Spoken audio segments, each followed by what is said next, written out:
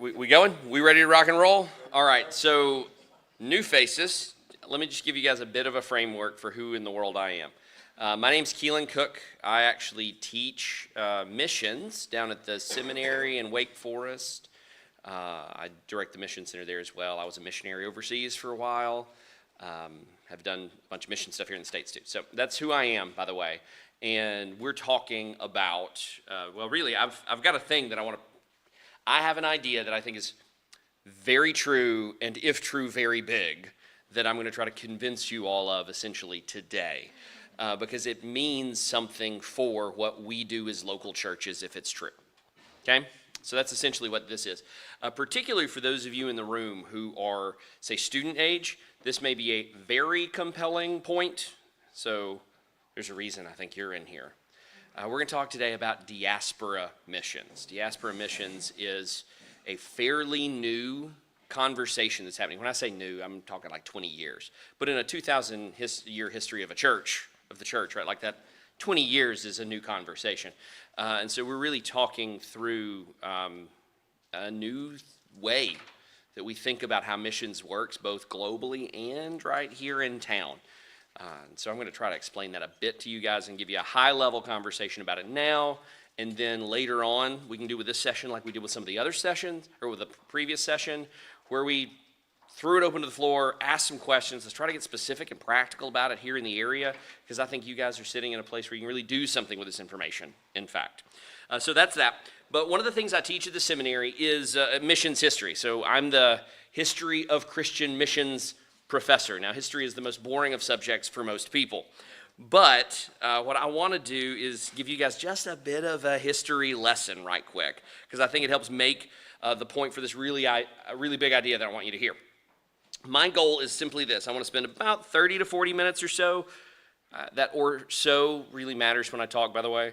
But I want to convince you that right now, here's the idea. We're living in a very specific moment in history. And it is of unbelievable importance for the sake of the Great Commission. Okay? I think we have a moment in time. And in God's kindness to us, we get to be the ones that live in it. And He's doing something. And we can participate in what He's doing if we see what He's about. And that's what I want to try to convince you guys of as we talk through this. There are these times, these seasons, these key moments of history. There's a book that was written a while back. A guy by the name of Timothy Tennant wrote it. It's called Theology in the Context of World Christianity. Now, it's one of those stuffy textbooks for our seminary classes, and it's on developing a theology of mission. But he has this point that he makes in there that I think is really profound, and he calls it a seam of history. Seam as in S-E-A-M, like the seam in a garment. So he talks about these things he refers to as seams of history. Now, as you can imagine, a seam, why would he call it that? There are these particular times where two eras of history fit together. Everything that comes on this side was one way. Everything that comes on this side is another. But when two eras come together, it's like two pieces of fabric and a piece of clothing. There's got to be somewhere where they meet, where there's a bit of overlap, where they hold together. And these are those moments in history that he refers to as seams of history.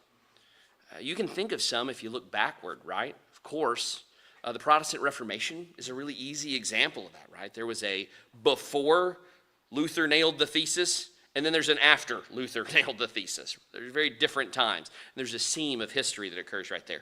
The biggest one in history is, of course, the death, burial, and resurrection of Jesus Christ. There is a before and an after there that is the most fundamental change that's ever occurred in history. But there's big seams, there's small seams, but they're fundamental. There's something that makes a moment a seam in history. Not every time is a seam, but we seem to be living, according to Tennant, and I'm going to agree with him, at a seam in history. We're on the front end of something new that may be happening, and it gives us opportunities for the sake of the Great Commission. Now, let me give you a bit of a history lesson to prove my point here. So we're going to start 200 years ago, okay? 200 years ago. That's when the modern missions movement began. If you're unfamiliar with the term, the modern missions movement is the label that has been assigned to everything we tend to think of as missions. So, guy got on a boat, he went to some strange group of people that he didn't know the language, he didn't know the customs, he didn't know the culture, and he started sharing Jesus with them, and he tried to plant churches and spread the gospel to those places. Like, that idea, most everything we think of as missions has happened in the last, since about 200 years ago. We've had this season that we refer to as the modern missions movement. This guy right here played a really big role in that, okay? His name is William Carey. William Carey is referred to as the father of modern missions. He wrote in 1792 a book, and that book is a seam of history, at least for the Christian church it is. It is globally. I mean, the modern missions movement has changed everything about the fabric of society in most every country in the world at this point. So 1792, he writes this book. Sharp-looking fella, as you can tell. I'm trying to mimic his haircut at this point. Needless to say, though, he's probably not the kind of guy you want to get stuck in an elevator with. Anyways, so here's his book. This is, in fact, his book title. I think that's a reasonable approximation of what the title page looked like.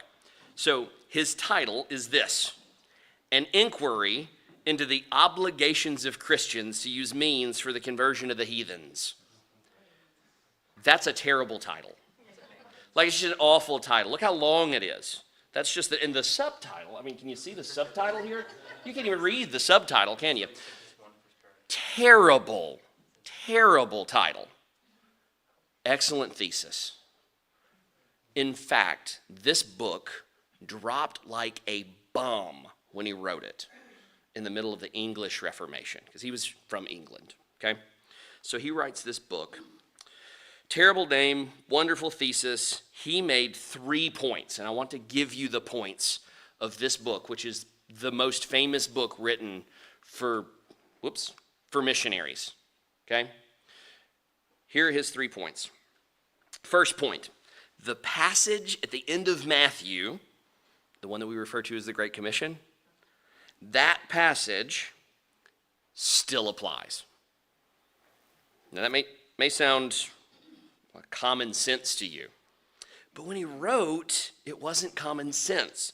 You see, in the English Reformation, in fact, in the Reformation in general, it had become really popular to interpret the Great Commission passages at the end of the Gospels as having been fulfilled by the first apostles. That was a pretty common thing to do during that era. It was not common before that era. It has not been common since that era. But that was a particular interpretation that was used at the time. And so Carey writes this book and essentially says, bump that. That's not the way this passage reads. That's not good exegesis. Let's go with both the history of Christianity on this one, its traditional interpretation, and what the passage itself internally seems to be saying. And so he spends the first third of his book proving that it wasn't fulfilled. That in fact, the Great Commission still applied to them as he was writing. Now, imagine with me, and we'll talk about the Great Commission tomorrow in church, but imagine with me, if that's true, that has foundational consequences for everything we even think the church is about, right? Big point he makes, and he does a really good job doing it. So much so that it started the modern missions movement. In fact, everybody started agreeing with him to the point that you're probably surprised, if you know anything about the Great Commission, that people used to interpret it any other way. So he won that argument, right? So that's idea one. Second, if the Great Commission, so his argument hangs together, if the Great Commission still applies today, then, Carey claimed, the church has an obligation or a responsibility to use their means to take the gospel all over the world. So, real quick summary here. Great Commission passage, go and make disciples of all nations, baptizing them, teaching them to obey all that I have commanded, right? So there's our Great Commission passage. If that's true, and we're to take the gospel to all nations, and it does in fact still apply, then that creates a responsibility for us. There's an obligation. This is his title. An inquiry, his book is The Inquiry, into this obligation that Christians have to use their means, whatever they have, in order to accomplish this task the church has been given. Right? So that's his second point, is the church has an obligation. His last point's kind of my favorite. Here's what I want you to hear.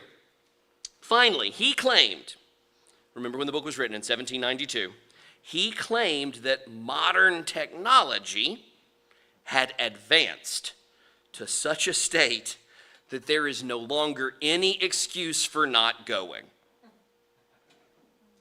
Modern technology had advanced to such a state that there was no longer any excuse for not going. Now, at the end of the 1700s, what modern technology do you think he might have been talking about? Printing press? So that had happened. That's a big piece of it. Aha, yes, that's exactly right. So the 1700s are a period that we refer to as the age of exploration. And so he was writing in the midst of a Europe that had discovered that really big sailboats can get you anywhere in the world. And that's the technology he's talking about. Sailboats. And a couple of other things like sextants and compasses and two or three of these other navigational instruments that we had. And so he's looking at the world around him. He's looking at his Bible, which tells him that it's our responsibility to go and make disciples of all nations. He feels and sees the obligation that means the church of the Lord Jesus Christ does in fact have today. And he looks around and he says, it has never actually been easier to get there than it is right now. Why aren't we going? Why aren't we going? That's what he said. Now, with us looking back 200 years, that sounds maybe kind of crazy because, frankly, it wasn't easy to get there from our perspective, right? So a trip on one of those boats took 2 to 6 months, depending on where you were going. It was outstandingly expensive to get passage on one of these boats, at least compared to an airline ticket. It took so long to do it. You traveled through numerous storms and squalls on your way there. Some boats never made it. And if the boat made it, you weren't guaranteed to because you may die of scurvy. It was a perilous journey that a large percentage of people who took never made. In fact, it was so common that was true that as missionaries started going, and they went, by the way, they would often pack their bags, their belongings in their coffin. This is real. They would pack their belongings in their coffin because they realized it was a one-way trip. And they weren't coming back. It's different, isn't it? It hits different when you realize that. Now, here's what I want you to hear. That doesn't mean his thesis is wrong. Because at that time, it had been made possible. And so they agreed. The churches started to agree. And Carey was one of the first to go himself. He put his money where his mouth was. And he wound up going to India. And he started some of the best Baptist missions work that we've seen in 200 years there in India. There are still theological schools and ministry schools that are the direct lineage of the work that he was doing. I have friends that graduated from them. And so he went, and he didn't just go. Dozens of others read his work and said, I got to go too. And dozens turned into hundreds. And within a generation, hundreds turned into thousands of Christians who would realize the Great Commission still applies to me today. That really means things. That really means something significant to me, that I have to go, or I have to use what I've got to accomplish this task because it's the reason the church exists. It's the purpose for what we're supposed to be doing with ourselves now. And man, it's never been easier than it is right now to get there. So that is 200 years ago. That's what happened back then to start a movement. Really, we're still riding that wave, by the way, because that's still largely how missions looks today, is we've got these field teams that will go and serve long-term in various places around the world, just like William Carey and his team of people when they first went. So that's a mile marker. That's a seam in history. It's not the only seam in history, though, that we see when we talk about missions. Let me bump back to about 50 years ago for you. Let's take this trend that Carrie picked up on technology.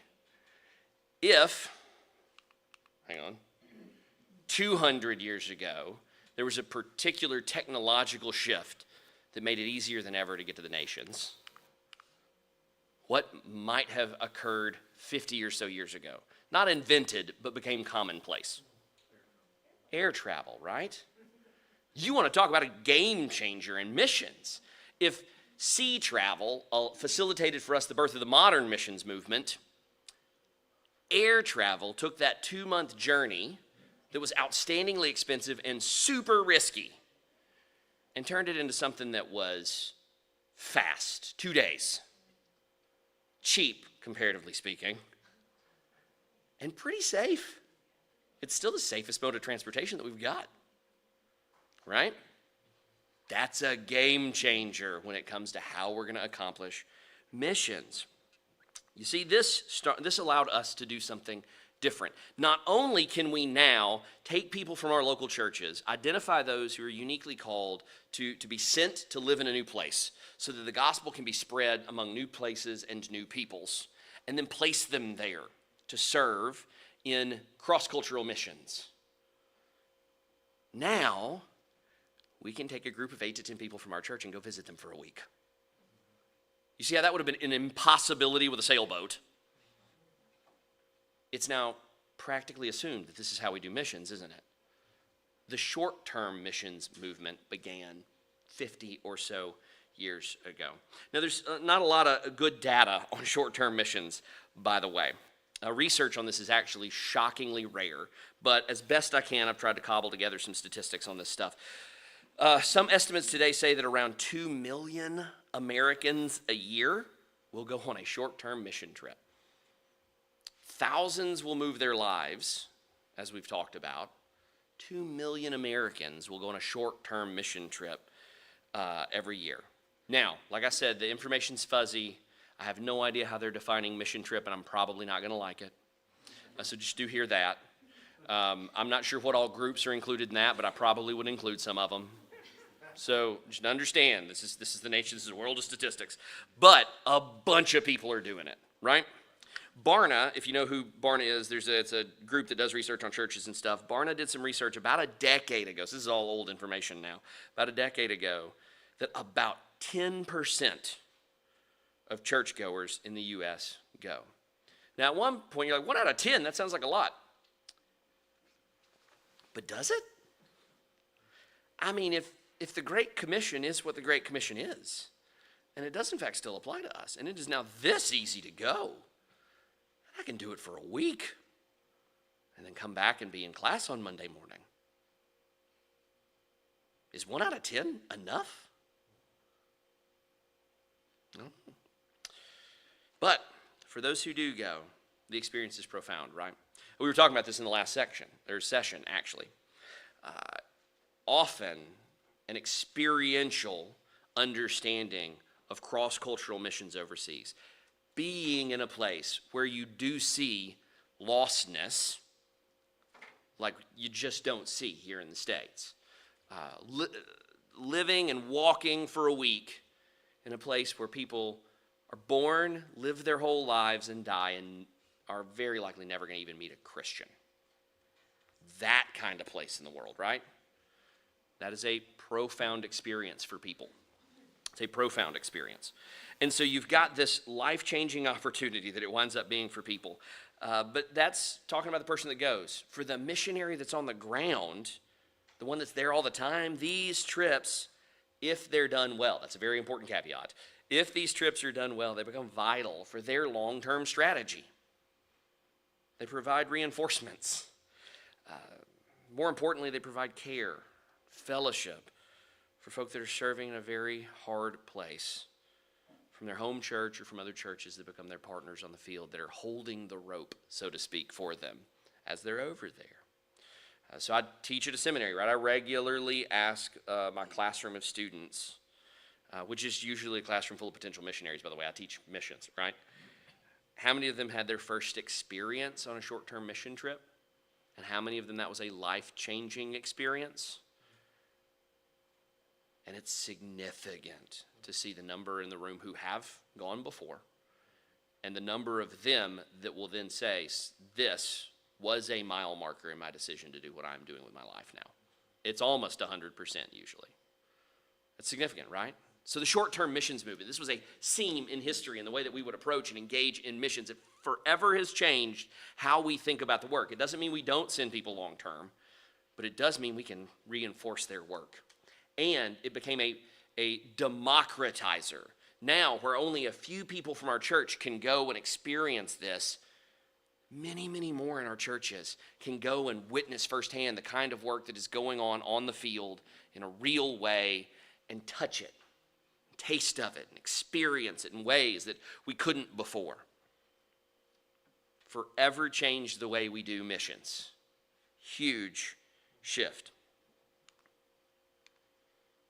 But today, there is another seam of history that is happening right around us. And I think it's at least as significant as the two that I've mentioned before, which is saying a lot, but I think it is in fact. And here's what I want you guys to see and understand when it comes to this topic here, right? So you're all aware of the phrase, it's a small world, right? It's never been more true. The world is getting smaller day by day. Well, here, let me illustrate it for you. Let me give you an example. So I told you all I served as a missionary. I was in West Africa. I was in a Muslim country in West Africa, and we had a short-term team that was working with our missionary team on the ground, and I had spent a week or so with them, and I was taking them back to the airport. So we were at the airport in, so the country I was in was Guinea. I'll just go ahead and tell you guys. So I was in Guinea, and I was taking the group to get back on the airport in Conakry. That's the capital city in Guinea. And we're in line at the airport waiting to go through security, and there's this little boy in front of me who was probably 7, 8 years old maybe. And he was just, the people group I was working with were called the Susu people. That's the name of the tribe. That's the name of their language. So I spoke Susu. And so he looked just as clearly Susu as could be. And so I leaned down and greet him in Susu. Now, it was very uncommon for a white guy in the middle of West Africa to speak a tribal language. So I was used to getting shocked expressions if I ever spoke the language. So the kid turns around, he's got deer in headlights when he sees that I'm a white guy, and he's like, ah. And he just sits there blankly and doesn't say anything. And I'm like, he's just shocked that I know his language. And so I leaned down and I greeted him again in Susu to make sure he understood what I was saying. And he, still deer in the headlights, looks up at me and he says, I have no idea what you're saying to me right now in the clearest English I had heard in a very long time. And now I'm the one who's deer in the headlights, right? I'm like, I don't know. Tables are turned. And that's when his mom turns around to me and she leans in and she looks at me and she says, he's from Columbus, Ohio.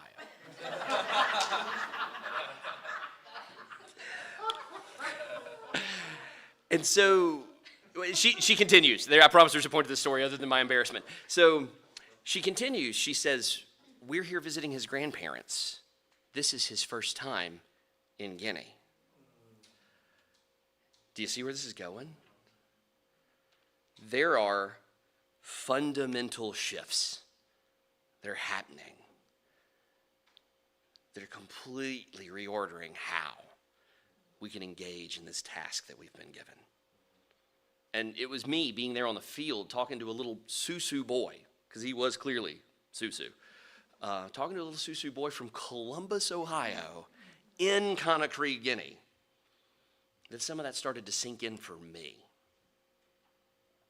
Now, in the last 20 years or so, there have been several significant shifts that have happened all over the world. One of those, first in the early 2000s, I'll give you guys, let me talk population data with you for a minute, right? I'll put on my anthropologist hat. So in the early 2000s, for the first time in recorded history, the year was 2008, by the way, the world became more urban than rural. The United Nations and their demographers, they refer to this as the dawn of the urban millennium. It's been happening for 1,000 years. Mankind has been getting gradually more urban, and we hit the tipping point to where we are a more urban population than rural population on a global scale, and every demographer ever that studied it says there's no going back. That trend will continue to increase. That changes how you think about people and where they are, right, and how you do and engage in ministry. We're now an urban world, not a rural one. That's a significant shift for us. But the other shift that is at least as important, probably more so, in fact, when we start talking about cross-cultural missions, the world right now has more people moving from one country to another than at any point in human history. So as long as people have been writing things down, that's human history, right? We've never had a point, since people started writing stuff down, when there were more people moving from one country to another country across the world. That's a big deal. So global migration is happening at levels we've never seen. And I don't just mean you and I've never seen. I mean as far back as people who've been writing stuff down, right? Now there's all kinds of reasons that this all seems to be happening at once. There's more religious persecution now than at any other time recorded that we have in human history. There's more conflict, more wars in these various places around the world that are displacing people. There are ecological events, right? Like weather patterns and storms and disasters and stuff that are displacing people. I mean, we just had that hurricane tear through the mountains in western North Carolina. And so you'll see famine and other natural disasters that are now displacing people at unprecedented scale. Again, remembering that the world is more urban, and so if it hits a city, it gets millions of people when it might used to have got only thousands. And so all of this is shifting where people live in ways that it didn't before. It forces people out of their homes. A lot of those things cause people to leave when they don't really have a choice to leave. But not all of the reasons are bad either. Like, not all of the reasons people having to run from stuff. Some people are trying to run to something, right? Like an education, or I have family that lives over there now because they got an education, or whatever. There's all these little R reasons. I'll come back to that idea. But there's all these little R reasons that people may be moving from one place to another. But that technology that has made it easier for us to be missionaries, it also makes it easier for people to move from one country to another, right? And so it's now easier than ever to get from one place to another. It's cheaper than ever to get from one place to another than it's ever been. So you throw all of this stuff together, and it's created a completely different world than we started doing missions in. Okay? It's a different place than it used to be. Now, at current, let me give you some numbers right quick. Okay? This number right here, as best as anybody can tell with estimates, that's the number of global migrants in the world. In the world, that's the number of global migrants. Now, if you'll look, that's not a small number. In fact, if you made them a country, they're now the 4th largest country in the world. Okay? Keep that in mind. Now, of this number, approximately half, 125-ish, million live in one of 10 countries. Okay? So what that means is across the world, there are these countries that wind up clearly being receptor countries for global migration. There's 10 of them. There's a couple hundred countries out there. There are 10 where the world's migrants seem to be moving for the most part. Of that number,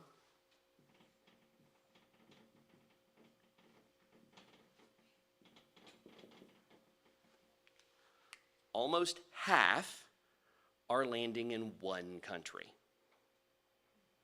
Now, I will give you all one guess as to which country that might be. Right?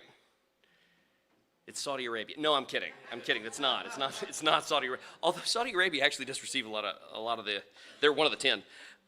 Anyways, though, Now, here's what I want to do with you all right quick as we talk about this. Let me throw out a bit of a disclaimer on this conversation. What I don't want us to do today is have a conversation about immigration policy. This often spins in that direction. That's not really what I want us to do. Hear me say this. That is, in fact, an important conversation, okay? I think there is a policy conversation, and I think the government needs to have it, and I think we, who live in a democratic republic, need to participate in that conversation. So you've heard me say all of that, okay? I believe that is true. But the conversation I want us to have today is a Bible conversation about our responsibility as Christians to the world that God has placed us in. It's a different conversation. You see what I'm saying there? Okay? With that said, and we can choose to be mad about the numbers, or as Christians who've been given this task of making disciples of all nations, we can ask a more important question perhaps. And that question is, what in the world is God doing? What in the world is God doing? Because good gracious, what's happening, right? Everything seems to be different than it used to be. And I don't know about your theology of God, but my understanding of him from the pages of Scripture is that he in some sense is over top of all of that, right? So here's what I want us to do right quick. Why might this be happening? Why? If you will, if you've got a Bible with you, or you've got your phone and you want to scroll with me to Acts 17 right quick. I'm going to read a passage to you guys. Acts 17.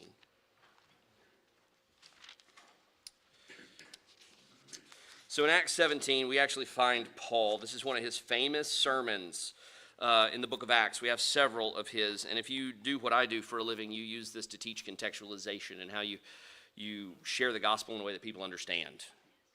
Because that's what Paul is attempting to do here. Keep in mind where he is. He is far at this point from home. Paul is a Jew of Jews, a Pharisee of Pharisees, steeped in that understanding. Keep that in mind about who he is. And he, just to get you caught up to speed on this passage, had been kicked out because of Jewish persecution of one town where he was sharing the gospel. They were trying to kill him. He lands in a second town, starts sharing the gospel there.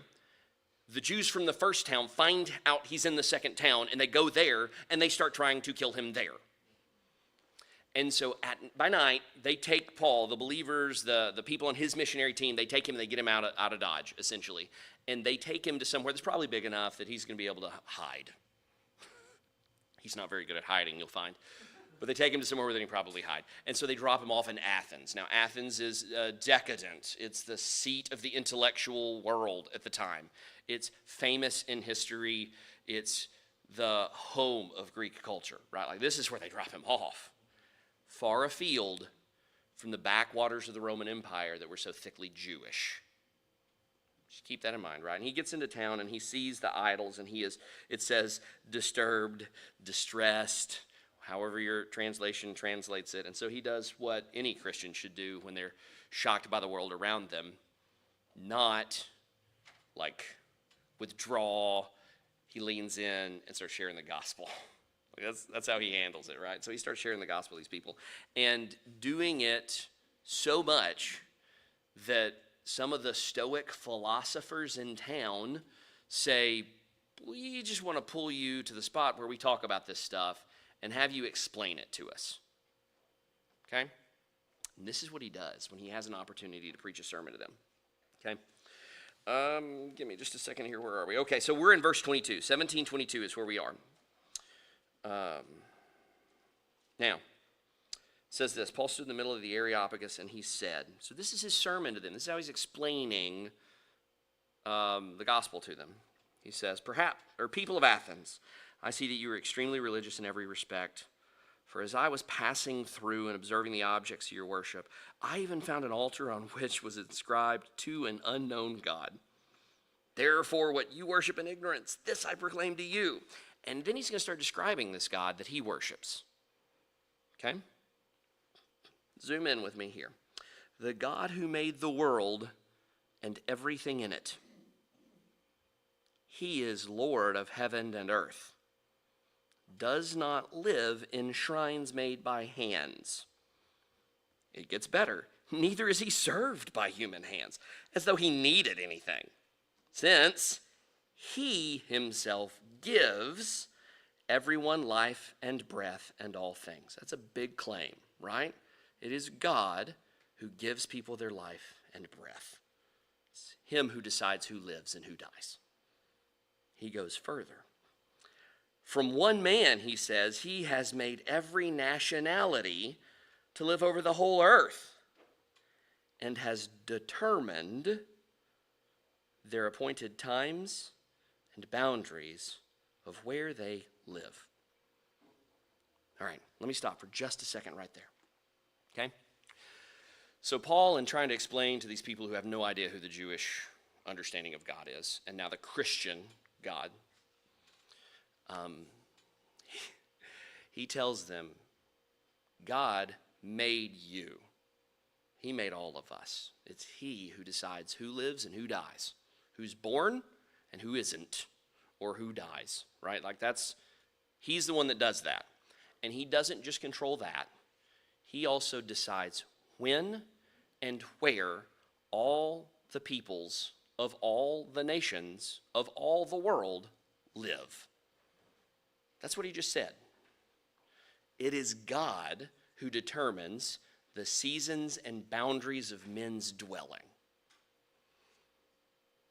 And it uses that word determine. And what that word determine means in the Greek is determine.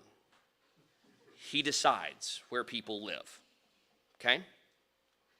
But he doesn't stop there. And this is the point I really want us to understand. If we're going to have the eyes that the Great Commission gives us as we read through passages particularly like Acts, he doesn't stop at the fact that God decides when and where everybody lives.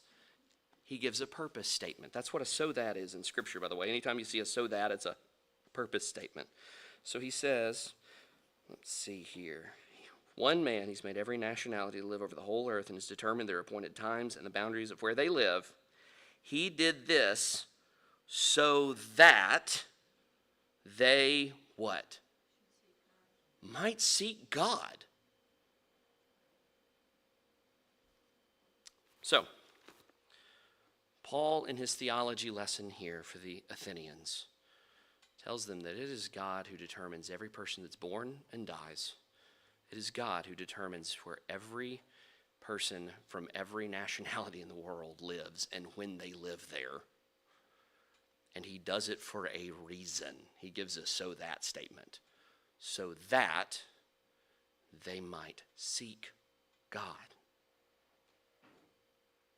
And perhaps find him. He goes on to use this beautiful language about how God is not far from any of us. Right? And so here's the point that I want you to get out of what I'm saying. Yes, there's a policy conversation to be had. Yes, we need to do that. As Christians who've been given the gospel and entrusted with this mission to make sure that everybody who can fog a mirror gets to hear it, we need to agree with Paul that it is actually God who determines when and where people live. And that God, in his involvement in the affairs of men, because he is not just involved in the affairs of men, he is over the affairs of men.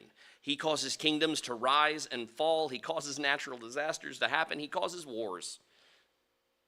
In the same sense that Babylon sacked Judah, right? And he does it for his purposes, that in the end, we will all look and say, worthy is the Lamb who was slain, to receive the honor and the glory that he is due. Now, there are all kinds of little r reasons for the migration conversation right now, right? Some people are forced out, some people are pulled toward. Some of those reasons are good, some of those reasons are bad. Some of those motives are good, some of those motives are bad. There's all kinds of little r reasons. But the scriptures give us a big R reason, a capital R reason, why people live where they do. So that they might seek God and perhaps find him. Now, if that's true, then that really changes a lot of stuff for us in missions, doesn't it? If that's the case. Let me show you something. This is actually a graph. You may or may not be able to see stuff. I'll just interpret it for you. I know that the words get very tiny on a screen. But this is, and it's an old graph at this point. Things have changed. These numbers are from 2013. So this is a decade-old graph now. But it demonstrates the point, and the trends have adjusted some, but not tremendously. The top 10 destinations of migration in the world. Look at the dots. Look how big the United States is.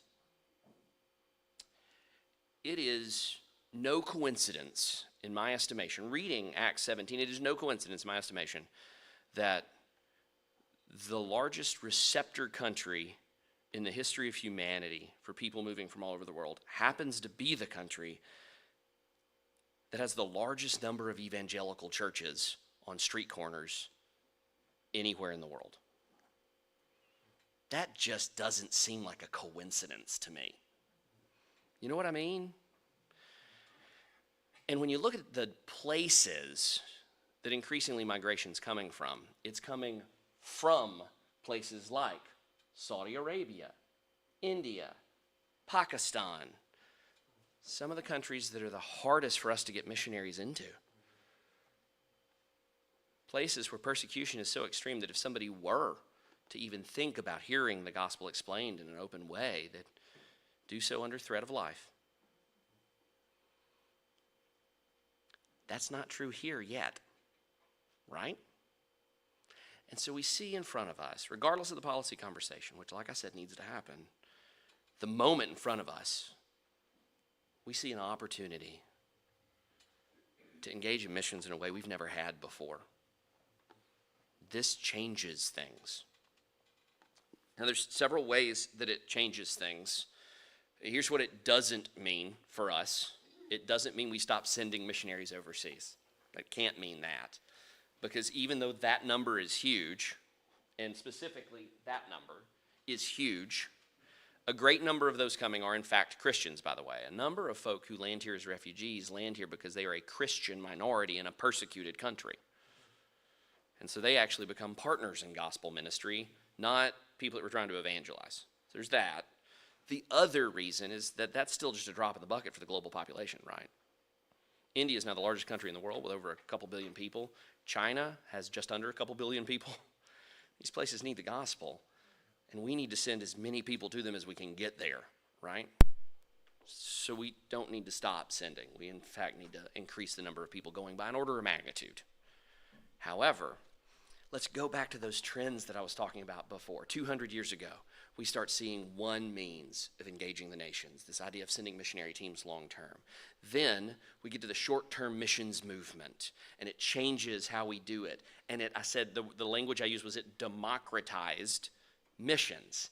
Now it's not just that field team or that couple of families that we'd send long term that get to go. It's anybody in our church that can go for a 10-day trip can now experience and be engaged in this cross-cultural missions and ministry. And so it democratized it. The circle of people in our church that can now be involved in some real sense in cross-cultural mission and ministry, it enlarged the circle.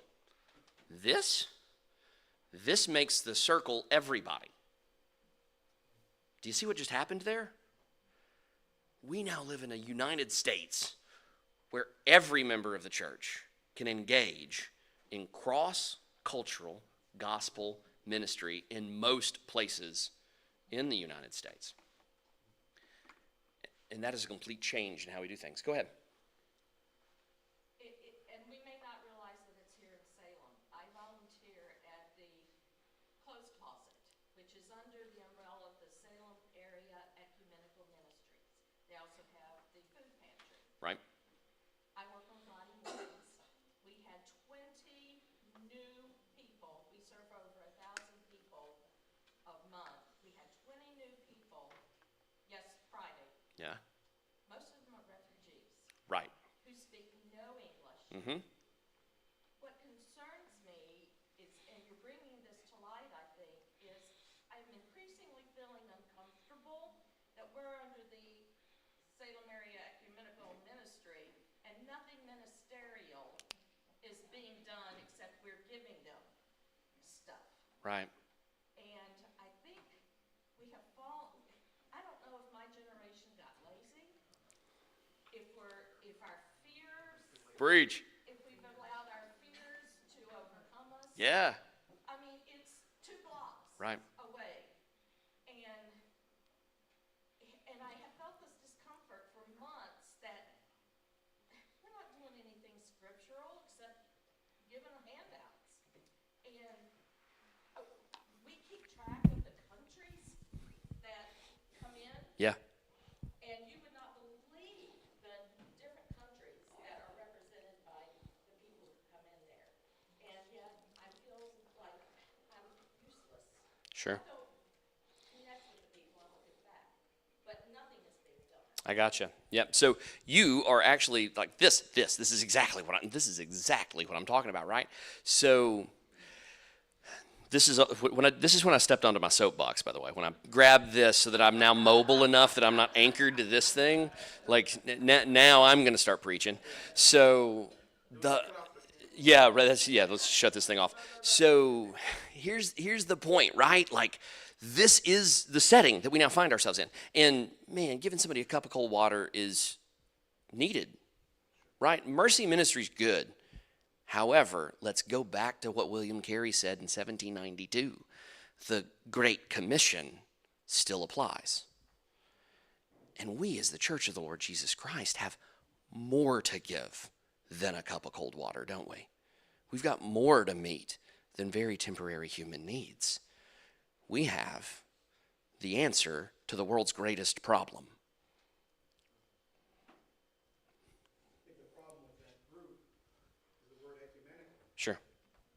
Sure. We all in this room know what the gospel is. Mm-hmm. But not everybody who works at this group, I mean, I know a Mormon works. Sure. Let's talk about missions in the sense of the gospel, not doing good works. We're no different than Catholics then. Precisely so. And this is where I think we've got to be able to turn a corner on this one, right? Like, so the question that sits in front of us, if we're going to be faithful to the scriptures, and we have this opportunity sitting in front of us, yes, meet needs. Yes, use this as an opportunity. So for those of you who were in here for the very first session, and I talked about the Great Commission and what it's about, right? It's about the growth of the gospel. And we have all these different avenues that are sitting in front of us. Refugees is a huge one, right? We actually have Afghan churches that are now starting to crop up in Raleigh. I am being recorded. I need to be somewhat careful here. We have Afghan churches that are cropping up in Raleigh now because of engagement with refugees after the colossal destruction of everything that happened over in Afghanistan a few years back, right? So we wound up with all these refugees that came into the States who were trying to escape the Taliban, and we're largely serving with the United States military there and translator roles and various things of that nature, and they all had a target on their back at that point. So they landed over here. What has become unbelievable harvest fields for being able to engage a group that is almost impossible to engage with the gospel. And we're starting to see that kind of work happening in Raleigh. I know it's happening in other metro areas like Nashville and 2 or 3 places. Some of the cities have got workers that are now getting together to talk about what it looks like to do that kind of work. Like, there's a thing happening here. So the refugee opportunities that are presented by forcing people out of some of these areas where either persecution or conflict or whatever is causing migration. The other opportunity, you guys are, I can throw a rock and hit a college from here. The largest movement of peoples, in at least a temporary sense, is international student movements. They become an awesome opportunity to have somebody in your country for 4 or 5 years that is on a visa that's going to send them back to their home country after they've studied here. Now think about the Great Commission and the opportunity that's created by being able to engage people from these countries where everybody's far from God. And they have their first opportunity to engage in gospel ministry here with a return ticket to take it back to where they're from. This changes the way we think about missions sending, right? In some really significant ways. Now, that's the idea. and I'm already here in a room that hears it. Here's my challenge to you all. In this new world, I think we need the attitude that Carey had in his new world, right? How do we see the opportunities that are in front of us? How do we find them? And then, understanding that the Great Commission very much still applies to us in this moment, whatever the Lord is doing, and however he's orchestrating the affairs of men, it's created a moment. The Great Commission still applies to us, and we as Christians have the obligation to use all that we have. A living sacrifice language in Scripture, right? All that we have to share the gospel with those who have not yet heard or accepted, to make disciples of all nations. And Carey's thesis still holds true for us on this point too. Man, it is now easier than ever to get to them. So what are we going to do about it? I think that's the question that sits in front of us on an issue like diaspora missions today.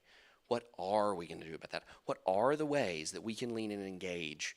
And it's going to be different for different churches that have different opportunities around them. But I think the question that's contingent for you is, what opportunities do you have right in front of you? And of course, the college is an obvious one. If you've got an opportunity to engage in refugee ministry here, if there are refugee resettlement things happening in the Roanoke area, that is super low-hanging fruit to get engaged. We have in Raleigh a number of churches that are involved in, they call them welcome teams. So refugees, so a refugee is a different class of person than just any old immigrant, right? A refugee is vetted, has been through this cycle. It's usually a couple-year cycle or longer of coming to the States for some reason where they were no longer able to stay in their own country. There's a list of things that make you a refugee. They work through the United Nations and into a U.S. resettlement process, just to give you the high level on that one. What that means, though, is they get resettled somewhere in the United States in places that are pre-approved to accept resettlement. If Roanoke has some resettlement places, then those places need welcome teams. Here's what a welcome team does. It's a group of folk here in the States that are willing to say, hey, we'll go meet them when they land. We'll help them find some ratty furniture or something to get their apartment set up. Maybe take them to the grocery store so they'll understand how an American grocery store works, and do a few of these kind of things just to help get them settled. Now, that's a good thing to do for people. More importantly, it's a good way to meet somebody new, isn't it? And develop some relationships, opportunities to be able to start from the very beginning, sharing not just how to navigate Kroger, but sharing about the hope that is within you, and offering to be an ongoing partner for them as they're trying to settle in here and figure out how to live in a place that's so very different than where they're from.